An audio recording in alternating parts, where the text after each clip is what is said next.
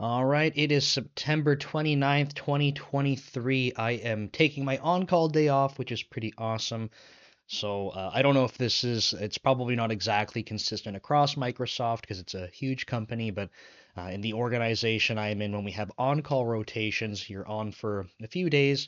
I think we have it's about a week where you're a mix between backup and primary, and my shifts are 12 hours long.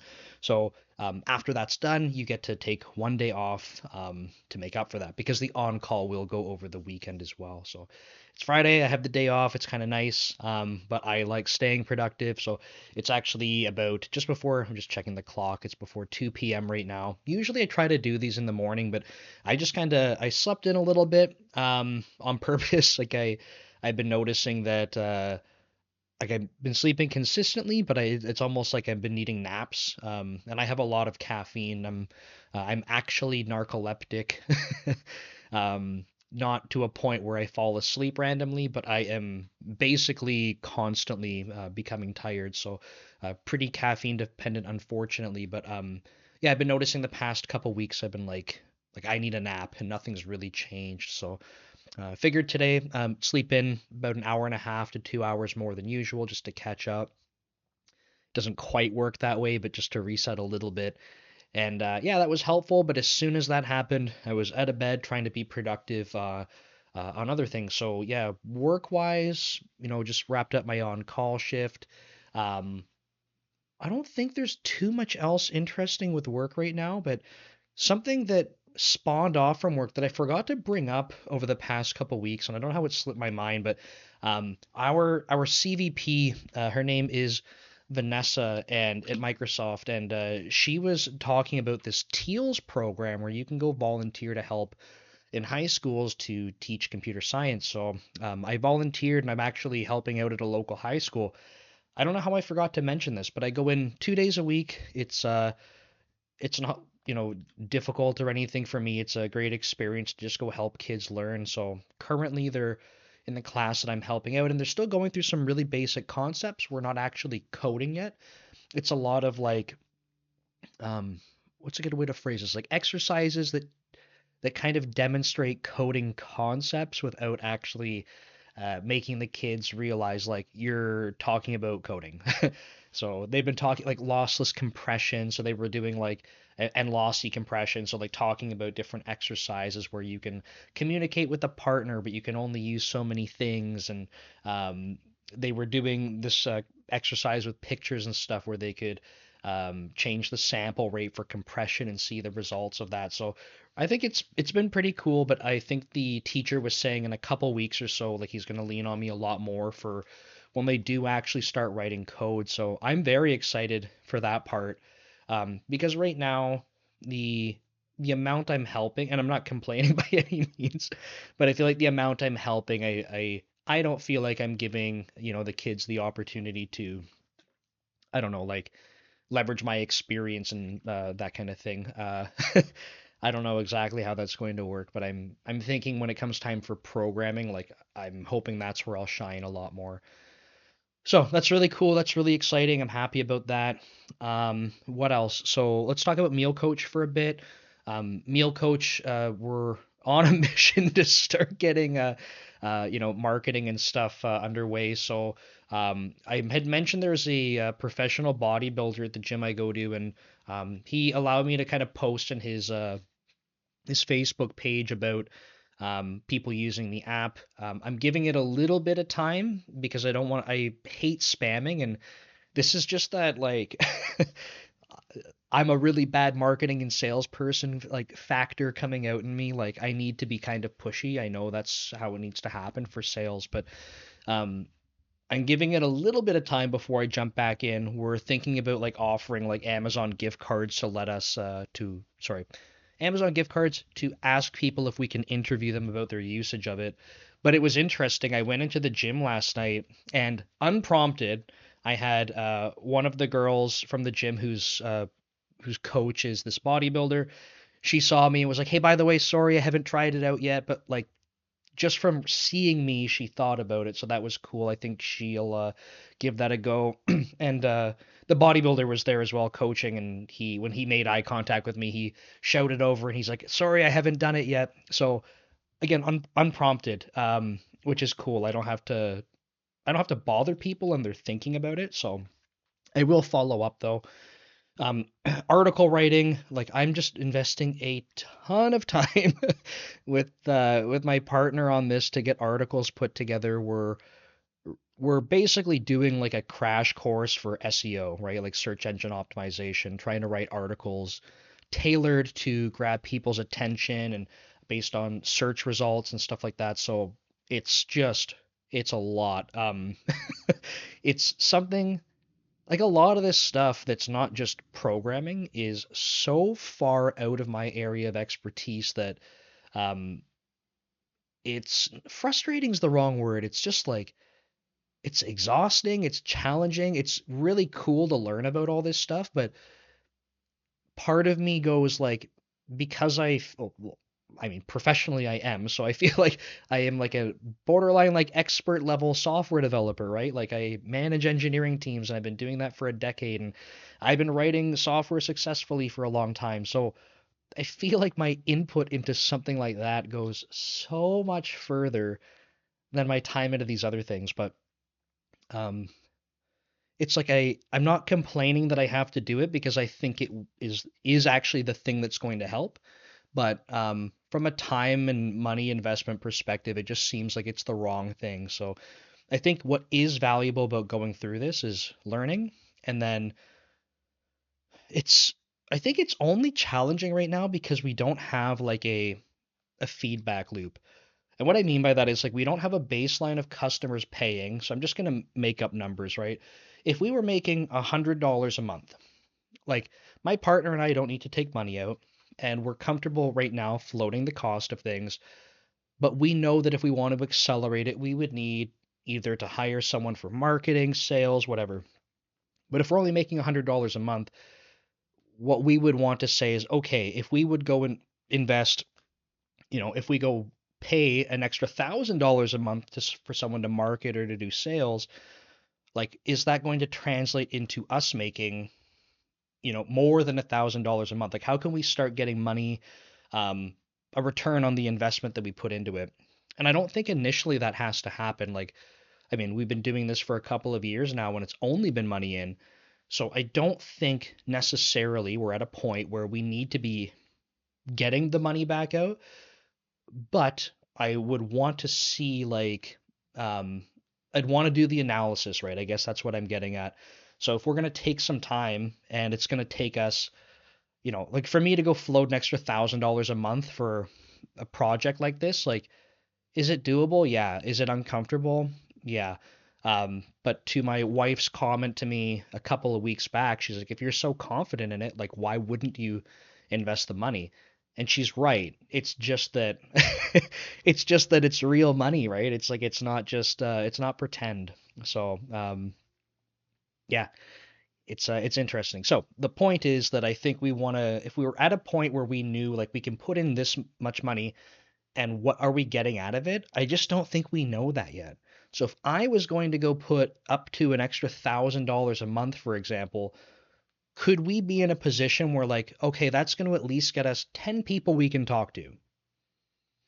If we had 10 people per month that we could talk to and extract information from, like that could be worth it. That's about $100 a person. It sounds it sounds like it sucks, right? You're paying people to use your stuff, but we want to learn from them. And if we can really satisfy those people, right? They're using it for free. And then we would be paying someone to go make sure that we could get those people. But the value that we would get out of that is worth more than $100 per person, in my opinion. So on paper, it looks pretty shitty, but I do think that that's how that could look. And then from there, it would be like, okay, maybe we'll repeat that exercise for a little bit. And what we would hope to see is that the people that we're pleasing by doing that, they start becoming the people that are the champions. That's maybe a weird word to use, but like, they're, I don't know. I can't think of the word off the top of my head and I don't edit these videos. So this is awkward, but they're the advocates, I guess, of like of our platform, right? They're telling their friends and family like about the platform, how it's helping them, but we want to win those people over, and paying for that I think is worth it. So it's probably one of the next steps after this current experiment, which is if we do some SEO optimization, can we start naturally getting traffic coming to our site? And can we get that to a sustainable point where it's not requiring us to go write tons and tons of articles to do it? But if we said, okay, we can do a blog article per week or two or whatever the number is, whatever the frequency is, and that's going to keep like SEO numbers like driving more traffic slowly to our site over time. Cool. Like then we can iterate on that. So we're trying that out. I think we said we give it about a month to see like how that's starting to shift. And honestly, within the last week or so of publishing articles, we went from basically zero impressions on Google from searches, like literally zero impressions to 500. And 500 still nothing, but within a week going from zero to at least people see our site come up in search results doesn't mean they're clicking it, but they at least it's somewhere on the internet where people can see it. That's already a big step. So I think so far the results are looking good. We'll just continue on that path. So I think that's it for Meal Coach product wise. Like I said before, we're not coding anything more. We're just trying to get this part going. So okay, and then dev leader stuff. So I can't I'm still keeping it a secret, but there's a really cool thing that I basically have an agreement for. I don't want to give any details away. I don't even know if I'm allowed to, but um, the only thing I'm going to give away is that there's something really cool happening. It's going to be by December 15th. When everyone will see it was it's probably sometime after that, but I'm super excited about it. Um, I've been I don't know, like kind of not sarcastic about this, but like the fact that I create all this content and stuff and invest my time to do this, but I literally pay money. I'm taking money out of my pocket to be able to like have a social media presence, right? Like I pay for the hosting, I pay for the video editing stuff. I have this equipment that I'm recording things with. I have these silly lights behind me. Everything I'm doing plus my time is a lot that goes into this. So I have in my videos made comments about like yeah, like I have ads turned on so I can start trying to get something. I want to start monetizing some things, but um, this is going to be an opportunity where if I don't mess it up, and I feel pretty confident about it, I'm excited about it. I'm nervous, but excited. I think if I do this right, it will absolutely more than make up for everything this year that I've had to pay. Um, and it will be a good exercise because I should be able to do more of it in the future. And uh, kind of like what I was saying for Meal Coach, like obviously I like putting this content out. I I'm totally not comfortable on video. Every time an article goes out, which is literally 6 times a week now, it's a lot. Every time I post stuff, I sit there and I am like, this is just an opportunity for anyone on the internet to come give me a hard time. And that's how it feels every time. So it's kind of crappy. But the part that I enjoy is like actually helping people. So that's the incentive. Now, I lost my train of thought. But I think what I was trying to get at was like the time and stuff that goes into this and not having anything come back. Like having a bit of a feedback loop, right? Like I get some feedback from people being like, "Thank you so much, that helped me learn." Awesome. But if I want to do more of that, it takes more of my time and more of my money at some point because I have to start sacrificing things. Like if I need more time back to make more videos, I need to hire an editor. I need to hire someone to do social media for me. I don't like I am not getting anything out of this to be able to afford that.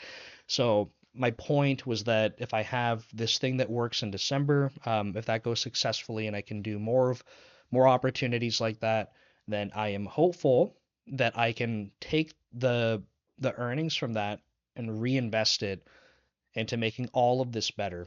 And that's my goal. If I could get to a point where I can comfortably be making money doing that, and I can turn off ads and stuff because it's only a small part, and like, just make the experience better for people, I would love to do that. But priority for me would be a video editor because because if you watch my videos, the editing's pretty basic. I don't think I'm like terrible at it. Like, I don't know. I've done 100 or so videos. I don't think I'm terrible at it, but I'm certainly not like good. It's all very basic stuff. It takes me a bunch of time, but I think it would be a good use of money to have someone edit the videos. And as much as I like commenting on social media, this is going to sound interesting for people that maybe aren't familiar, but you can I'll give you an example because this is, I think, really important. Just posting stuff on social media is literally not sufficient for growing a following. On some channels or some platforms, it is. So, for example, on YouTube, you could just be posting videos and it would could potentially work really well for you. But like LinkedIn, Facebook, Instagram, you cannot just post posts unless you're a celebrity. I'm not, unfortunately. Um, you have to engage. You literally, and it's not even enough to engage on your own posts with other people commenting. You have to go out of your way to go comment on other stuff. Perfect example. My Facebook page for Dev Leader has been around since I think 2013. That's 1 decade. Okay, and I took a huge break, like a 9 year break in between, but something like that. I had about 50 followers on my Facebook page. Okay. And I think from posting stuff literally every single day this year to that Facebook page, I might have gone since 2013 from like somewhere between 50 to 60 followers on that page to like 70 maybe, right? Like literally nothing. I started engaging on posts, just commenting like, "Hey, I wrote this article, I think it should help you with this." Stuff like that. In about a week, I went from like 70 to like 250 like people that were following the page. Now, that's still it's still tiny tiny numbers, right? There's huge pages, and I'm not saying this to be like, "Oh, look how many people follow," because it's not a lot. My point is that all of that time posting stuff to publish it basically meant absolutely nothing until I was engaging. Instagram is similar, and I'll explain how I know this. I'm going to wrap this video up because I don't want it to go over 20 minutes. But on Instagram, so people might not know this. On Instagram, I kind of stopped doing it maybe about 3 years ago, but I have a modified car. And this is kind of before TikTok was like big and a lot of people were getting viral from doing stuff. But I have a modified car and it has a car page with like 10,000 followers. And what I was able to do before TikTok and stuff like was just grow that channel by posting regularly. And I realized along the way, because as the algorithms and stuff were changing, like basically my follower count stalled and I had to start go commenting on other things. And as soon as I did that, it just kept continuing to go up. So I'm aware with how it works. It is so time consuming. It's ridiculous. So that's a huge tangent and rant, right? Hiring someone for social media would be a huge help. It's also very costly. So I'm hoping some of these other things will just help get me my time back so I can go back to making content, not doing the other stuff that takes up time. So I'm hopeful for that. I'm excited. I'm still under 20 minutes. I'm just checking the time. So I think I'll wrap it up here. Thank you so much for watching these. I really appreciate all of your support. I hope you find these insightful, and we'll see you next week. So have a good one and take care.